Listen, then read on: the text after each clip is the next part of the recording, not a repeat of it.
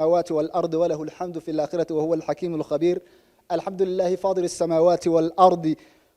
السماوات والأرض جاعل الملائكة رسلا أولي الأجنحة مثنى وثلاث ورباع يزيد في خلق ما يشاء إن الله على كل شيء قدير. ثم الصلاة والسلام على نبينا وحبيبنا محمد صلوات الله وسلامه عليه. أما بعد، السلام عليكم ورحمة الله وبركاته. دمان كسوق بقلياشا ووزارة دوغوه الرئيسو hay-adaha ururada arrimaha bulshada ka socda iyo qaybaha kale ee muhiimka ah ee indhaha bulshada u ah waxaan ugu salaamayaa salaanta islaamka. Assalaamu alaykum warahmatullahi wabarakatuh. Intaa ka bacdi, maanta munaasabadan waxaan halkan u joognaa maalin kamid ah maalmihii 16 ah ee loogu talagalay xadgudubyada ka dhanka ah haweenka.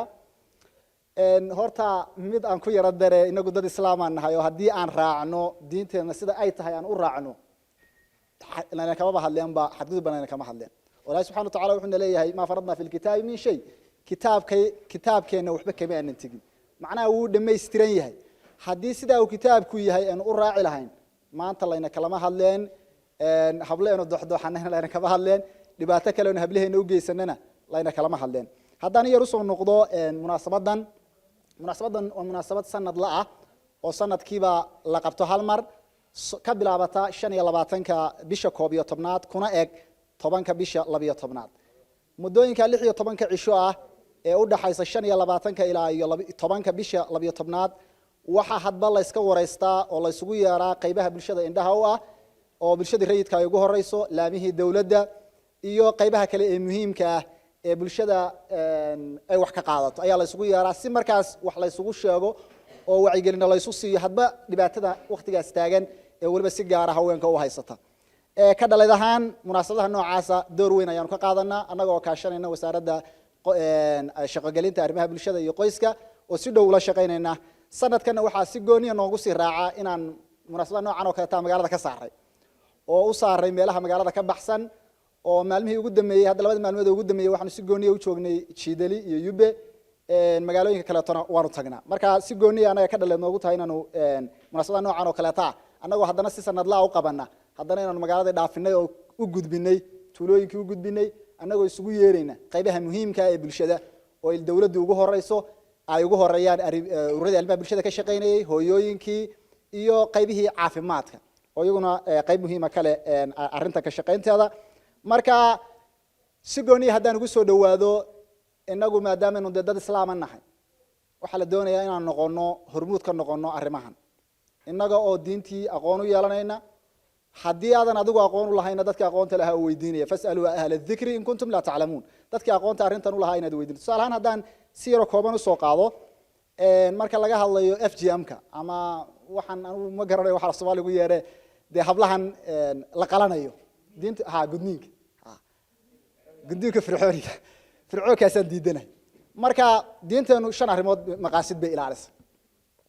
qofka diintiisii way ilaalisay, naftiisii way ilaalisay, cirdigiisii iyo nasalkiisina way ilaalisay, maalkiisii way ilaalisay, aqligiisina way ilaalisay. iyadoo diintu naftii ay ilaalisay oo sidaad ogtihiin qofku hadduu wuxuu cuno waayo faman durra ghayra baaqin walaa caadin falaa isma calayhi soo maahayn. haddii qofku uu wuxuu cuno waayo waxa u bannaan inuu cuno bakti si nafta loo badbaadiyo.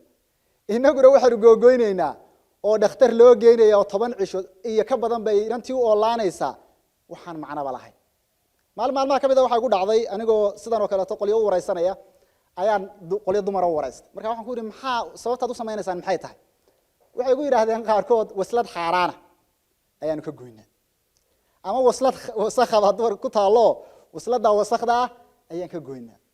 ilaahayna muxuu leeyahay walaqad karramna bani aadam wa hamalnakum fil barri wal bahr warazaqnakum min at-tayyibat soma وهذا القرآن إنسانك هو الدهيرية وناكسيه وشرفيه صوبناه نوحنا الله عليه الصلاة والسلام المسلم لا ينجس إسلامك هي من نجاسوب يضع وحى سودان لين ليه محا كان يندقو قال وحي سراعينا إنه نعروره إني يهبله إني إنه ضحضحنا مركا أرنتاسي وأرين خطرة دقن إسلام ماها دين إسلامي ما قبطه أرنتان كدكتونان إذن كنا بالشدة إن ده هذو تهينه أرنتها قاعدة وركا بالشدة وجية فريمها قاعدة واحد جارسيسان أرنتني إلى كسر جود أصلاً فرعون إلى كسر جود fircoonna waa ninkii yiri ana rabbukum al-a'la ninkii yiri weeyaan ninka xasaanna kama dhaxayo wanaagna kama dhaxayo waa inaynu fogeynaa intaynu fogeyn karo waxa taa magaciisa ka carara anu waxa taa inaan magaciisa soo qaatay ka cararay marka arintaasi waa arrin khatara hal laga fogaado arinta hal laga fogaado yaal dhayalsan diinteena islaamku arinta ma ogola diin islaam arinta ogoli ma jirto dhaqan islaam arinta laga xigsanaya ma jirto waa shaydaan iyo gaal ayaa laga xigsanaya shaydaan iyo gaalna waxa way raaci meeno waxaanu raacaynaa diinteenu waxayna fartay iyadana qaadanayna marka arintaana wacyigelinta hal la qaado bulshada hal la gaarsiiyo qaybahan halkan joogay waa qaybihii bulshada indhaha u ahaa oo haweenkii iyo qaybihii caafimaadka ay ugu horeeyaan oo hadalkana la siin doono waxaan doonaynaa fariinta inaad qaadaan oo bulshadii gaarsiisaan oo arintaasi sanad iyo walba iyo maalin walba waa laga hadlay aan dib dib looga hadlin. Assalaamu calaykum waraxmatullaahi wabarakaatuh.